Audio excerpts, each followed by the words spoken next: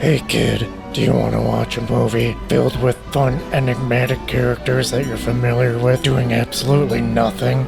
No, why would I want to do that? No. Too bad, get in the van. You ready to talk some movies, Brennan? Yeah, okay.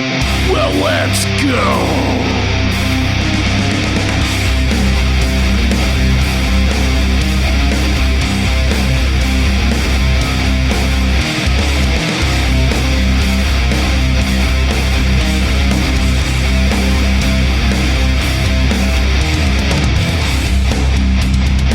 Corrupted youth! Corrupted youth!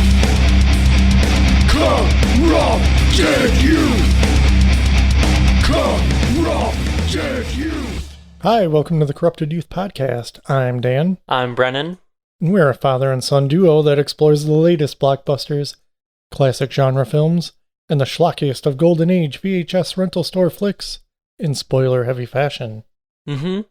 That's what we do. Yep. So in case you didn't read the title of this episode... I feel like we say that every time. I don't know. I mean, whatever. Doesn't matter. Nothing matters after we watch this movie. That's right. This was Brennan's choice. Mm-hmm. And we watched Star Trek V, The Final Frontier. Why did you pick this movie, Brennan? Ooh, that's an interesting story. You see, it's summertime, and during the summer I really like to watch The Next Generation. I don't know, because I'm bored and it's really good. It's Yeah. top tier TV. I'm like, should do something Star Trek on the podcast. Oh, we could do like The Wrath of Khan, or even the motion picture, something good. I'm like, no, what's the worst one? Oh, that one where they meet God or whatever. I hadn't even seen the movie. This is my first time watching it. Okay. And I just knew it was not going to be any good. Yeah. Funny enough, this movie almost killed the franchise.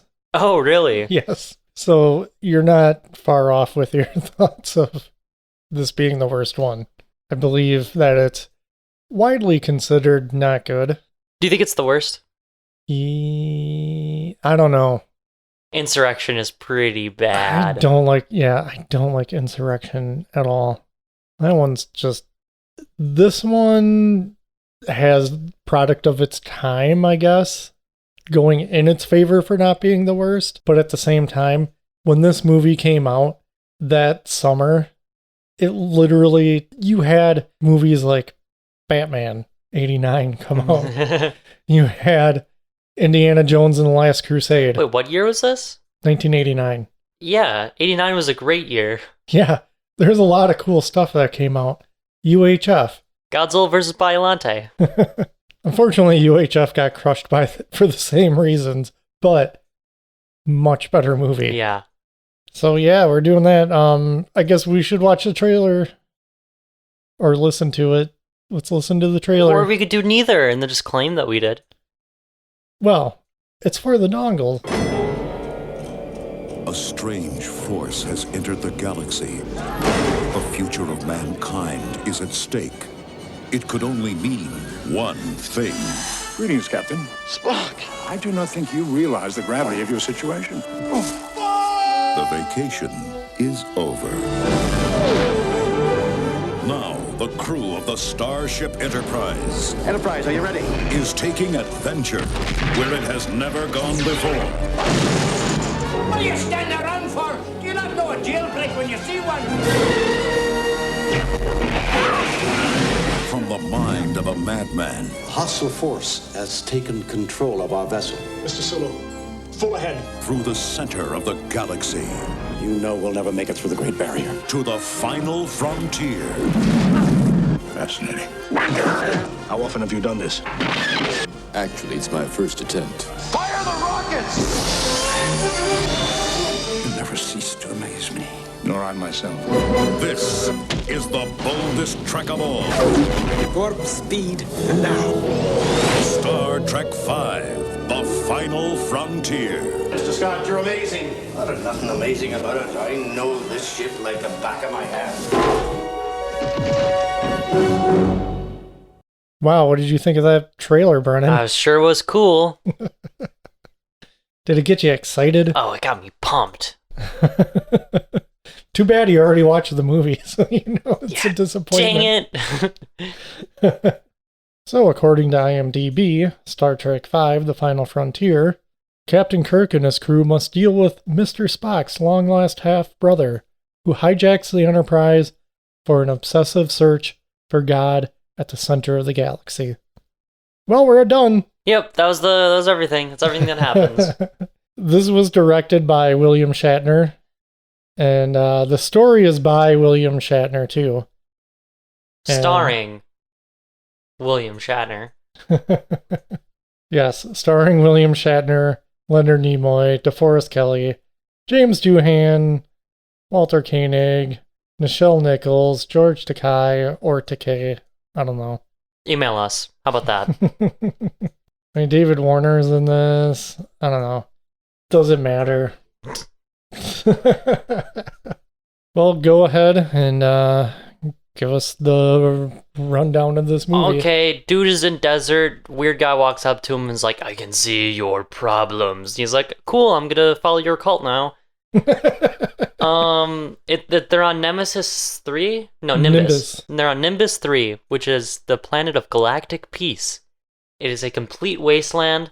There is a Mos Eisley style town, bunch of bars and grimy stuff. So weird guy and all of his followers go in where there's for some reason a meeting between the Klingons. What else was there? I don't know.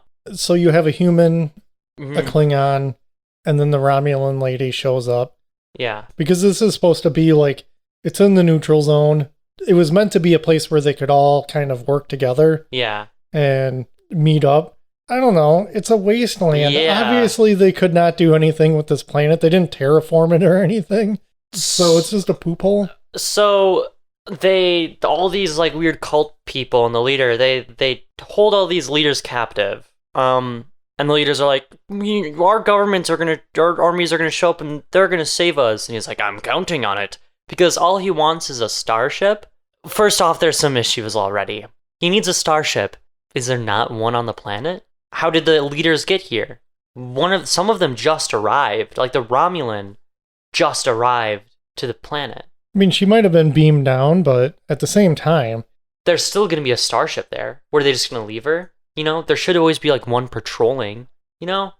Yeah, generally, like anytime in Star Trek, somebody gets dropped off. Usually they hang out for a while. Yeah, they're just in orbit.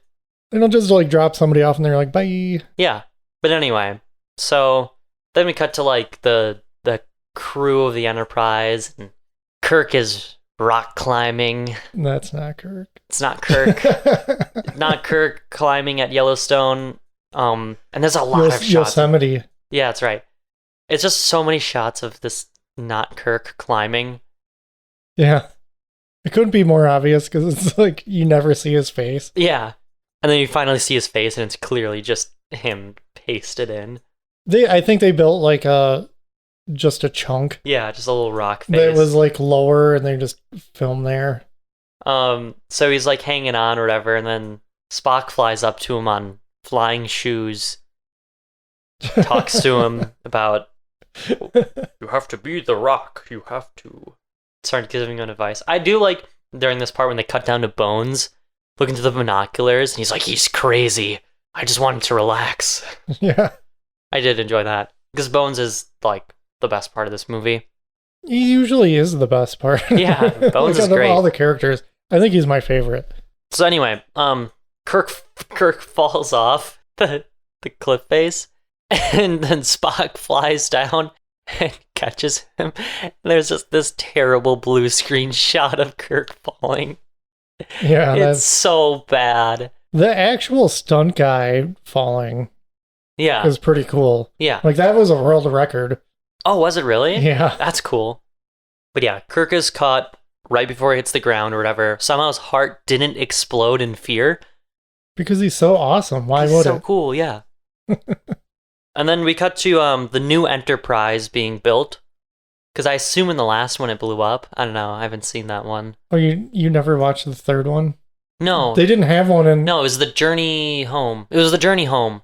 That was the voyage home. The voyage home, whatever. Yeah, in that one they had a Klingon bird of prey that they had commandeered at the end of the search for Spock. Oh, so they didn't have an Enterprise? No. Anyway, the new Enterprise is being built. Scotty's on there, fixing the darn thing, and it's just falling apart. Nothing's working on it. I did enjoy that aspect of it. Yeah, it was a fun little detail that I feel they could have taken advantage of later It never in the gets movie. brought up. Yeah, and it's just there for gags, I guess. But yeah, so they get like a red alert or whatever, and they're like, "Oh, it's just a malfunction." Then Uhura walks in. Uhura, yeah. Uhura walks in, and she's like, "Oh, this isn't a drill or whatever." Checks it. Oh no, all these guys are being held captive on Nimbus 3. You guys need to get there immediately. And she's like, "But we don't have an operating ship." And they're like, "Too bad, I guess." Starfleet has like hundreds, if not thousands, of ships. Plot.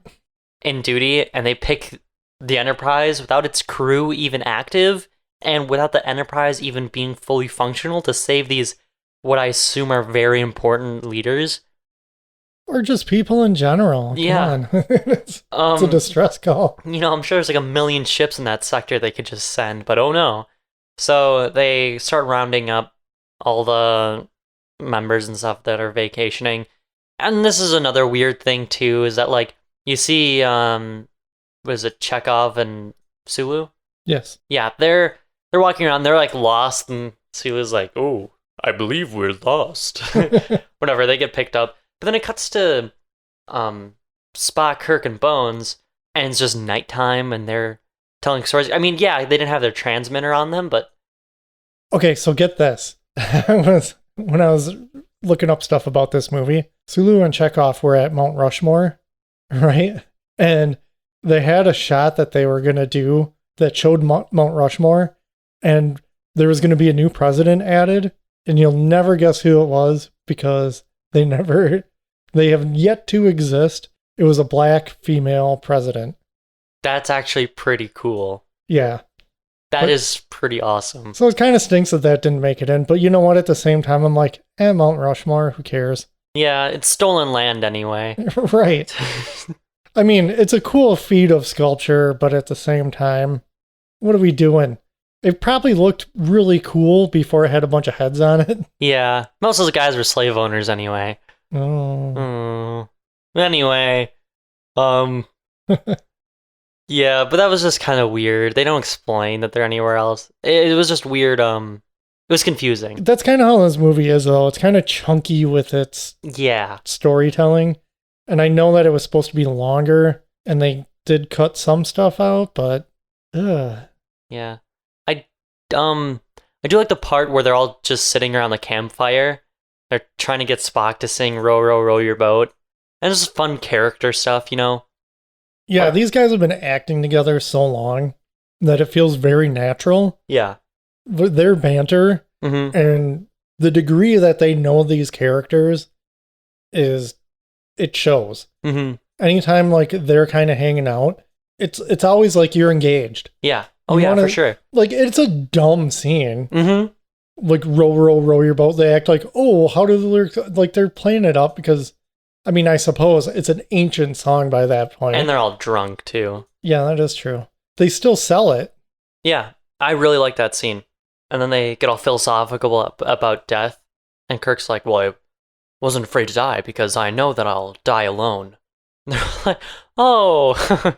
Well, if he'd had, like... hit that rock, he still would have been alone. I guess so, yeah. And he ends up not dying alone anyway, so kind of weird thing to set up because he ends up just falling off of a cliff and dying that way.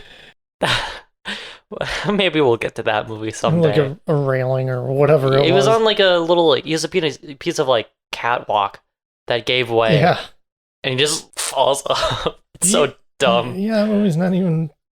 That's another stinky one. Yeah, that's another really bad one. Generations is bad. But anyway, so Uhura comes and picks him up. So they're on the ship. And Kirk is like in like flannel, and he's like taking off his flannel and he's putting on like the Starfleet uniform and his shirt just says, "Go climb a rock." Thought it was pretty dumb. And he has like jeans on. I can't handle the blue jeans wearing in this. I mean, sure, they could have blue jeans in the future. Mm-hmm. That's not the problem, but they're clearly Levi's. They're like branded jeans. It's a good brand. It's lasted a while. Hundreds of years now. Yeah, but in their society, I don't think like brand names, it's not really a thing. Nobody... Well, I'm sure there is. I just don't... I think we've only really seen a lot of Starfleet, so we've only really seen... Yeah, that's true. I guess. I'll concede to that. I'll pipe down on my hatred of blue jeans in Star Trek. I do like this, though, where Kirk's like, look, we have a skeleton crew. The ship is falling apart. I'm going to need all of you guys to, like, help out. Like, we need to get this thing up and running. Go save these people. I want to go back to vacation. Yeah, then they get to the planet. They get to Nimbus 3. They're getting chased down by Klingons, or they're trying to beat the Klingons to the planet. Yeah, because there's a Klingon ship that has also picked up the distress signal. But I don't get what's the big deal. It's in the neutral zone. Yeah. What I don't get... I really don't understand the conflict other than Klingons bad. Yeah, it's really dumb. Also, they show the Klingons blowing up the Voyager probe. They're like, oh, we locked onto this space junk, and they blow it up. And I was thinking about it. I'm like, okay, well, the current speed of the Voyager probe, because I think that was Voyager 2. I don't know, they look similar. Oh, I don't remember which one it's supposed to be. But anyway, whatever year it is, Voyager probe wouldn't be that far away. It would definitely be in Federation space. Oh, totally. There's absolutely no way any of the Voyager probes have made it past into the neutral zone. So it's pretty dumb. Anyway, but yeah, they get to Nimbus 3 and they have to like sneak on, and it's a weird scene of Uhura is like naked on a hill. Dancing with feathers. Dancing with feathers so that they can distract all these like thug guys away from their normal Earth horses. No, they have horns. Yeah. Forgot. And green paint put on their hair. Poor animals. I will say this, though. Uhura, she's still looking foxy, though. But you know what? At the same time, I also never needed to see that. Yeah. They never explain how they came up with their plan. And I just imagine Kirk being like, Uhura, you get naked and distract them. Here's the thing. Just being a woman would be distracting enough. Yeah.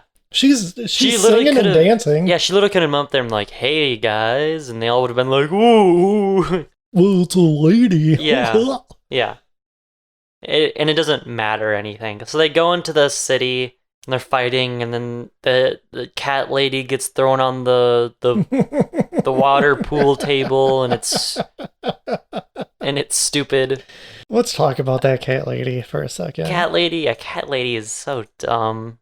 So this movie came out before Total Recall. Oh, really? Yeah. So that first three-breasted woman, it looks like the same appliance, though. Yeah, it did look similar. At least, like, the cleavage did anyway, because it's Star Trek and they're not actually going to show nipple. I thought she was stupid. She was really dumb. But anyway, so... Wait, I'm not done. Oh, you're not done? Clearly, William Shatner, that's a part that had to come from him writing it of like, sexy cat lady gets on top of me, and she's got her legs wrapped around me, and I gotta fight her for a while. It's one of the weakest fights I've ever seen, but just the fact that he just tosses her into the actual pool table. Yeah. So it's like, what, 4 inches of water, and she's just dead because she hit the water? Yeah. Is that a thing? It's stupid. So anyway, Cybok comes out. Oh, yeah, that's his name. Cybok. It's the weird cult leader guy. And he's like, I want to steal your ship. And he obviously has a connection with Spock somehow. Spock knows him. Anyway, so they take a transporter up. There's a scene where they need to get into the shuttle bay, but they can't because the Enterprise's shields are up, and they need to, in order to activate the tractor beam, their shields have to be down. But there's that Klingon bird of prey that's cloaked somewhere in the area, so if they drop their shields, well, then the bird of prey is just going to shoot the Enterprise, and they're all going to die. So like, what do? So Sulu ends up having to manually pilot the shuttle into the shuttle bay, which that makes sense, but for some reason they act like it's a super dangerous thing. Like, this is, oh, how many times have you done this? And Sue's like, this is my first time doing this. And it's like, really? You guys never trained for this? Yeah, and they play it off as he's not joking. Yeah. And I'm like, no, there's no way Sulu would know how to do that. Docked a shuttle. Sulu even in a simulation. Sulu could make the trench run if he wanted to. Like, Sulu is good. And you're telling me they never, ever landed a shuttle without a tractor beam? That we make way more complicated docking procedures right now with our technology. Like, since when is this harder? And they fly in at super fast speeds and they knock the nacelles off that shuttlecraft too. Yeah. Which is hilarious. That little bit just looks goofy and wrong. Yeah, those nacelles should be leaking radiation too. That should be an issue. Well, let's take a break and we'll listen to a promo from another podcast. Hello, this is The Doom Show. Keep on keeping on and keep on trucking, America. We don't listen to our feedback because we don't get any. The truth hurts. I just alienated the two people that give us constant feedback. Sorry, guys. That's gotta go. That's gotta go in there. So on the show, we talk about giallo movies and slasher movies and cult movies. Sometimes we even talk about Cameron Mitchell and his movies. I am Richard. Who are you? I am Brad, the guy that's not Richard, or Jeffrey, or Simon. That's right, we have 4 people, and we always talk at once, except to each other. Jeffrey lives up north. Simon lives across the world. Richard lives in Penis, Alabama. Hello, This is the Doom Show is a proud member of the Legion Podcast Network. Check out the other shows on legionpodcast.com. You can check out more Hello, This is the Doom Show at hellodoomshow.podomatic.com or at doomedmoviethon.com. Check for our Amazon exclusive Hello, This is the Doom Show cookbook. Do you like hot dogs? We got them. Do you like mac and cheese? We got it. Do you like cheddar? We have it. Actually, we don't. No cheddar. Just Colby. Colby Jack. Hello, this is the Doom Show. We never gave up on you because you never gave up on us. Wow. So anyway, the Enterprise goes to warp and they get it away and everyone's all knocked out. And then, except for Kirk and Cybok, and they get into a little tussle over this pipe gun. And Cybok's got him in like a chokehold, and then Spock comes out and picks up the gun. And Kirk's just like, shoot him! Whoa, Kirk, slow down, buddy. I don't know. I don't understand this whole plot of they've got like a shuttle filled with just a couple guys. They don't have all the cult members. Yeah, it's like just a few. It's just a couple guys. And those world leaders. And I can get that they could, take the small away crew captive. Yeah. I get that. I get that they can get on the ship.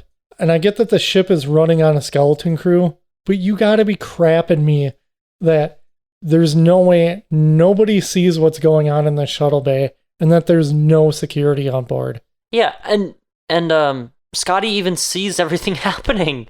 Cuts to him and he's looking down at the shuttle bay. Grab a phaser. Set it to stun. Set it to kill. I don't care. Do something. He could easily have just opened up that door and just knocked out Cybok right there. That's the only weapon they have that they have is that pipe gun. Yeah. It's not going to do anything. That might even just malfunction and explode in his hands. You never know. I think this whole thing of them taking over the Enterprise is... It's so hokey. It's so outlandish that they're able to pull it off. There's no way. I would have to say there's so many episodes of people trying to pull something like this off, and episodes are just... Oh, yeah. Or just somebody coming aboard a starship, and it doesn't matter. Oh, my mind is racing with how many episodes where something similar to this has happened on a show. One of my favorite episodes, Power Play from Next Generation. A few characters are taken over by like the evil spirits of a crashed Federation ship, and they're holding a bunch of people hostage in like that dining area or whatever. Mm-hmm. And they do the craziest thing to get those hostages out. They think about it a lot and they do like really smart things. And they get all the hostages out free and everything. It's really cool. And you get to this and some guys. They just go with it. Yeah. Because story. Like, it's not really well thought out. This whole movie. So, Spock, Kirk, and Bones are put in a cell, and they're trying to escape, but they can't escape. And then they hear Morse code, and what does it say? Like, get back or stand back? Yeah, stand back. They stand back, and Scotty blows open the, like, 3mm thick wall. Yeah, they made such a big deal about how it was supposed to be inescapable. And I'm like, all I see is like some light bars staggered in the front. Even on the old show, I think they would just have lights around it and they'd be like, oh, force field, you can't see it. They did that in the J.J. Abrams movies. That's literally what they did. They just have lights around the door and they're like, can't walk through that. Yeah, that's all you need. I don't know, whatever. But anyway, yeah. Yeah, so then they're like cruising around in all those Jeffries tubes. So Scotty's like, oh, go this way, you can get to the bridge or whatever. And then he turns around and walks away and he's like, I know this ship like the back of my hand or whatever. And then he hits his head on like this cross beam and knocks himself out. And I laughed because it was such a dumb joke. The way the camera like pans out comedically. Yeah. It was really dumb, but then it actually makes an impact to the plot because he's captured because of that. Yeah, and they assume that he was just knocked out by Kirk and the guys. Yeah. Interestingly enough, the interiors of the sets and everything for the Enterprise were done by the same designer for Next Generation. That's why like the tubes look kind of similar. Yeah. Like there's a aesthetic to them, and also like the bridge is kind of set up the same way. That's interesting. I just thought that was kind of interesting. Yeah. I do like all the design work in the Enterprise. Some of it looks kind of cheap at times. Yeah, it does feel kind of cheap. The bridge looks pretty cool. I like all the monitors and stuff. Yeah. I mean, yeah, you just have like TV monitors behind like that plexiglass. Mm-hmm. But I get the idea of it is Yeah. that it's just on the plexiglass. Yeah. I think that's what they were going for, not behind it necessarily. So that ties into what's been done since. Yeah, I could suspend my disbelief. Yeah. My thing though is like when they're in what do they call it on the show? The transport tubes. The elevators? Yeah. Are they just elevators on Star I think they're Trek? like turbo lifts or turbo lifts. Yeah, there you go. Which I think that's what it is in Star Wars too. Yeah. Yeah, so when they're in that, how they have like just a computer monitor turned sideways. And just like, this is a light. Like, why not cover that up? I don't get it. And one thing I always liked about Star Trek is like they have those lights and everything, and that's indicating the thing moving. But like, let's say they're going from like the shuttle bay to the bridge. Well, that's not a straight path. Yeah. So those lights will actually change direction, and they'll line it up where they would actually be traveling through the Enterprise. Great attention to detail. They don't do it in this movie. Plus, like that, the doors for that thing are like when they open up to the bridge, it's like wide enough for like one person to walk through. It's like a door to your house. Yeah. But I like it better like on, like I think even on the old show, it was just wider. It was just a bigger door. Yeah. Which made sense. You'd have multiple people walking through one of these doors. Okay, so anyway, so the trio get captured and whatever, and they get put in this room with like a big pirate ship steering wheel. Oh, I think it's like, I don't think that's I don't think captain's quarters, but it's something similar, like an observation deck. Something like that. And here, Sybok is Spock's half brother, which is stupid. Yeah, actually, that was the idea of one of the producers, because he was just supposed to be a whatnot guy. Yeah. And the producer's like, well, it's going to have a greater impact if it's Spock's brother, and William Shatner didn't want to do it. So I think that's definitely studio interference, or producer interference anyway. It's dumb. It's dumb. It's not necessary. No, it isn't necessary. So Sybok reveals, or not reveals, but like he used like his power where he can like look into someone's mind. It's kind of like a mind meld in a way. Yeah, he almost has like super mind meld where he can just kind of do it without making physical contact. I enjoyed it. It's cool. It is cool. And I liked when he makes them like live through like one of their traumas and everything and tries to erase it from their brain. I think it was really well shot and like direct and everything when he does it to the trio, or he doesn't do it to Kirk. When he does it to Spock and Bones, like I liked when he did it to Bones, the camera would pan over and it was just it's like they built it onto the set. It was like his dad dying. I love that stuff with his dad dying and whether or not he should kill him, put him out of his pain, and he kills him. But then the cure is found like not that long after, you know. And Bones had all this guilt and everything. I really liked all that stuff.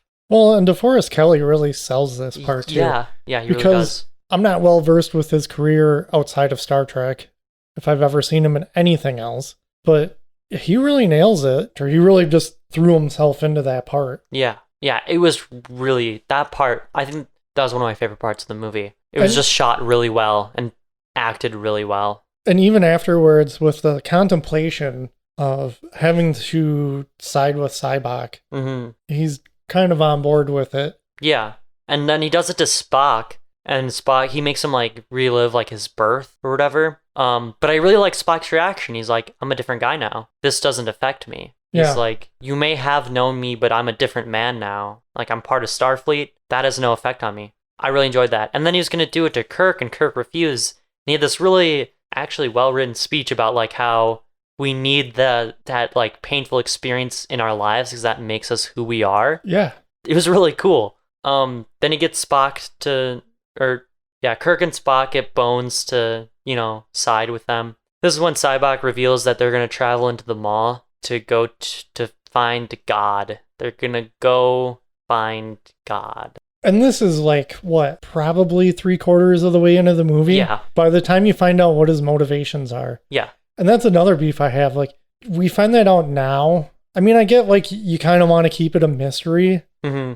But the whole time, I remember the first time I watched this, I was like, what is going on? Or why is this even happening? Yeah. Like, you have to understand his motivations. Because even once you find that out, you're like, oh, okay, that's what he wants. Mm-hmm. All right, I'll carry on with the story then. Yeah. But yeah, interestingly enough, too, Spock and Bones were originally supposed to side with Sybok, and the actors just said, we're not doing that. Because they're like, there's no way they would betray Kirk. That's cool. At this point in their friendship. Yeah, I like that. So anyway, this is the weird part too. Sybok is just like, come up to the bridge. Like, you can just be captain now.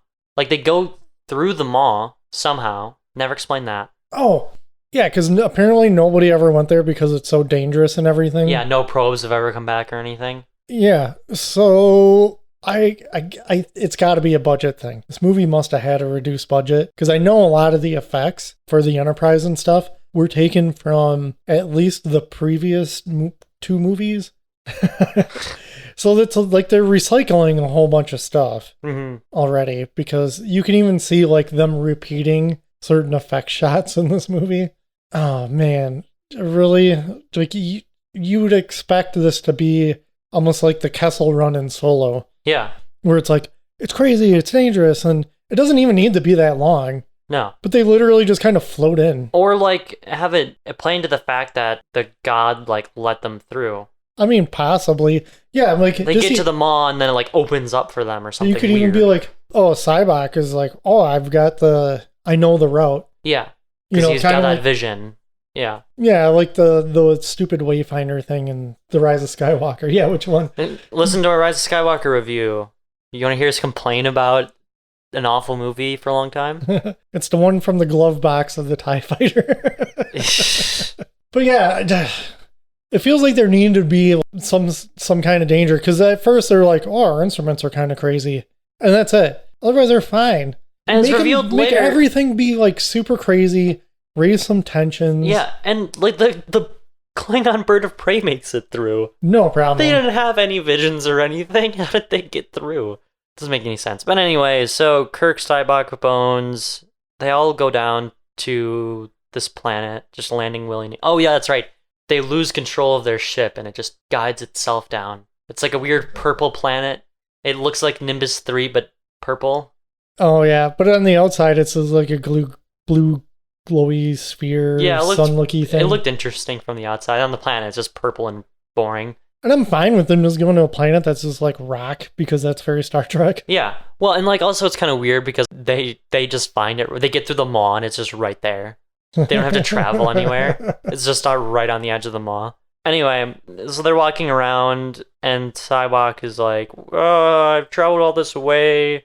Come to me, cosmic being, whatever. All these weird pillars come out of the ground and like they're like enclosed. Everything gets all dark. This weird blue light starts glowing and it's like, I have had many faces. And it's like a bunch of different faces of different gods. They should have shown alien gods. That would have been cool, you know? I think it was just going off who was there. Yeah, I guess so. But like, I don't know, weird Ferengi god appears. I guess Ferengi didn't exist, but you get my point. And then he picks the face of like a Christian version of God. Old white guy, big beard. And then they have a little chat with God, and God wants a starship. He wants a starship.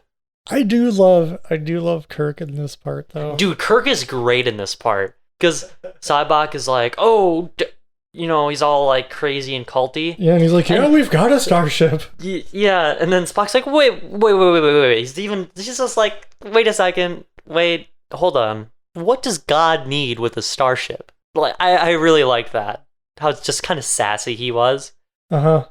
It really plays into, because the story is very reminiscent of like a whole ton of different Star Trek stories. Mm-hmm. Of like, here you meet some crazy thing. One's like, it's a god or whatever. And no, but you're an alien. Spoilers.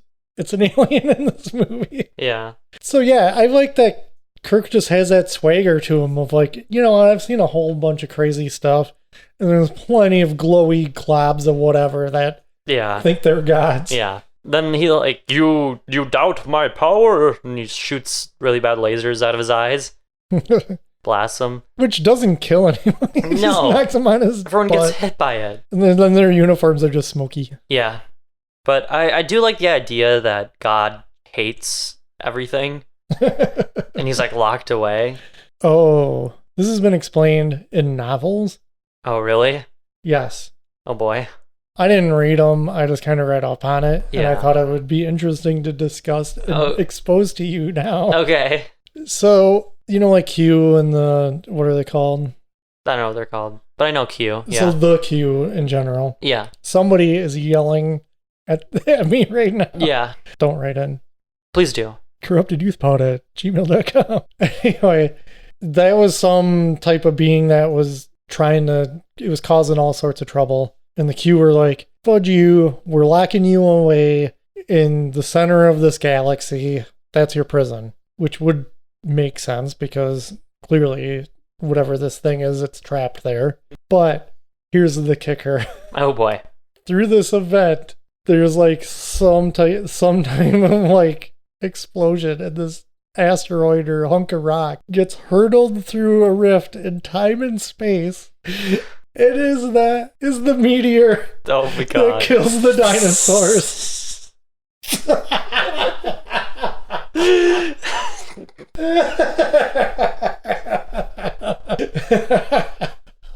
Those are the dumbest things I've ever heard. Somehow more entertaining than this movie. So why? Why? Because that's how bad stories are written involving an established entity. What does that prove? What does that add? Is that canon? I highly doubt it's canon. highly doubt any of that's canon. If it is, who cares? Cares? I don't care what killed the dinosaurs. This is a big rock. I don't care.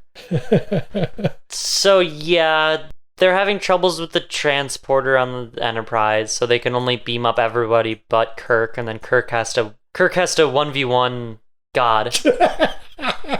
Well, I forgot the part. Cybok like looks into him and he's like, every man has a problem. I did actually like that part. I thought he was gonna like figure out what was wrong with God, He does stop him for a bit. Yeah. I think it was working. And then he just jumps into God. Like he's the end of Tron or something. Yeah, and then the Enterprise shoots a torpedo at God. Blow up God. Anyway, it's like, yeah, Kirk 1v1's God. And then right as all hope's lost and Kirk's alone, gonna die, like he said, the bird of prey shows up and Yeah, they're saved. Everyone they beam join them forces and they beam them aboard and they get out of there. Then everyone clinks some drinks together. The Klingons are just friendly, and then Kirk, Bones, and Spock go back to camping. That's the movie. We didn't talk about the Klingons at all. I actually like the Klingons in this one. Yeah, the Klingons are always interesting. I like their ship. Their ships always look cool. Yeah. Dirty and gross. Very Star Wars in a way. Yeah, and the Klingons in this, they do a really good job. Like, you can tell it's like a younger captain or whatever. Yeah, he just wants to kill Kirk. He's got something to prove because he's like, yeah, I can kill Kirk. Yeah. And they don't really do much with them. I mean, it's cool that they're there because I'm like, ooh, hey, look at that. Yeah. And it ends up that the Klingon diplomat is the reason why Kirk gets saved, because they use him to convince those guys, even though like he wasn't taken seriously, even though he was like used to be a big deal. Yeah. I did like that. That's the movie. Yeah. And that's it. There's really not much to discuss about it. Not much happens, yeah. Gene Roddenberry, the creator of Star Trek, even though he was an executive producer, did not like this one. That's not surprising at all. He didn't like it, especially because he wanted to do, when Star Trek started getting rerun in like the 70s or whatever, and it was still popular, but it was gaining more popularity. He was working on making a new show involving like the same characters and everything, just like, where are they now? Let's make a new show, which ended up becoming like the motion picture eventually. But his original idea on the show was that something to the effect that they would end up going on a mission and the Enterprise, like, they would find God, but they would kill God. That sounds cool. It seems like a very, like, let's get the religion out of here. Yeah. That's the other thing, too. Like, I don't know. When I think of Star Trek, I don't really think of religion. It's pure science. The other races deal with their religion, and usually just is a problem. Yeah. And then whatever crew just goes like, yeah, you guys are messed up. Like, you should really do things our way because we're pretty awesome because humans are the best. Starfleet's the best. Yeah, in general, Starfleet. Yeah, I shouldn't say just humans, but Starfleet just in general. Although it's really been kind of through the ringer. Oh, they're communists. They're darn commies. I don't know, though. Everyone seems pretty happy, and everyone's really smart. You know, and you still have scuzzy parts of the galaxy. Sure, yeah. Which is cool. I like seeing the scuzzy stuff on occasion. Yeah. But for the most part, I would love to just wake up tomorrow and it's Star Trek happening in the world. Yeah. I want to join Starfleet Academy. I don't know. I think it'd be awesome. You know, in general, I really like Star Trek, but I don't like this movie. No, this movie is not very good. And I've seen The Wrath of Khan. I've seen Nemesis, some of First Contact, and then Generations. So I haven't seen most Star Trek movies. I need to watch more of them. I just kind of took it for granted that you did. I like Star Trek, and I know that the motion picture is a slow burn, but I like those types of movies, and I need to rewatch Star Trek 2 because I haven't seen that one in a really long time. That one's so much fun. Well, how's Star Trek 3? Not a lot happens in that one either, but it's a lot more interesting than this one. I know what happens because they shoot Spock off into space, and he lands on a planet that they give life. Yeah, from the second movie. Yeah, that's all I know of that. This movie, it's not good. Do you have a favorite scene? Favorite scene, definitely the part where Sybok is looking into Dr. McCoy and Spock. That whole part, well acted, well written, well shot. My favorite scene is anytime when everybody's on the planet to meet God and everybody's on the Enterprise watching. How is that happening? Like one of them would get shot by a laser and it would cut back and they're like, oh no, how do you know? And they go like that because it's completely ridiculous. It's so dumb. I don't really have a favorite scene. I just picked that to make fun of that part, given our system of rating that we're trying to incorporate. Yeah. We basically say the word movie, and depending on how we say movie, that describes how we feel about the film we just watched. Based off an idea we chuckled about when we watched the Garbage Pail Kids trailer. Yeah. Because it was like, Garbage Pail Kids, the movie. So that's what we base it on. It was a long time ago. So if you were to say movie to let the dongles know how you feel about this. Star Trek, The Final Frontier. The movie. I'm going to say movie. That's pretty good. Would you recommend this? No. I would not recommend this. I would recommend watching literally any episode of some Star Trek show. You could just throw a rock at one. You're probably going to hit one that's better than this movie, and it's going to be shorter. And it's going to be about the Wild West. They get stuck in the Wild West. It's a Wild West planet. Anything else you'd like to add? Bones is cool. That's about it. I mean, your three mains. Yeah. Actually, all the main I wish crew. there was more of the crew in it. Like, Sulu does nothing. Okay, I said all I had to say about this. Yeah. Gross Not movie. much more. If we've disappointed you dongles, maybe we can come up with something even worse for next time. Oh, next time's probably going to be dongle talk. Oh, okay. Yeah, so I'll throw up a poll in the dongle den. So in case you're listening to this and you're like, what's a dongle den? It's our private Facebook group. Just ask to join. Odds are probably going to get in. It's not like there's not harsh requirements to get in or anything. It's just private to just kind of keep everything in the group. You don't need anybody like interfering. Nothing weird happens there other than fun memes. And maybe you can learn about some other podcast episodes because some of our podcast friends are posting their latest episodes in there, which that's pretty cool. Mm-hmm. It's a variety of things to listen to. Expand instead of listening to us constantly. There's more than us, guys. Yeah. There is. But if you also want to look cool, you can go buy something from TeePublic. That link is also in the notes. You can contact us if you've got something to say, something you'd like to share, and you're not in the group. That's fine. You can always email at us. corruptedyouthpod@gmail.com. So yeah, special thanks to all our listeners, you, the dongles, and our fellow podcasters. Thank you for your support, and hang in there, dongles. Bye.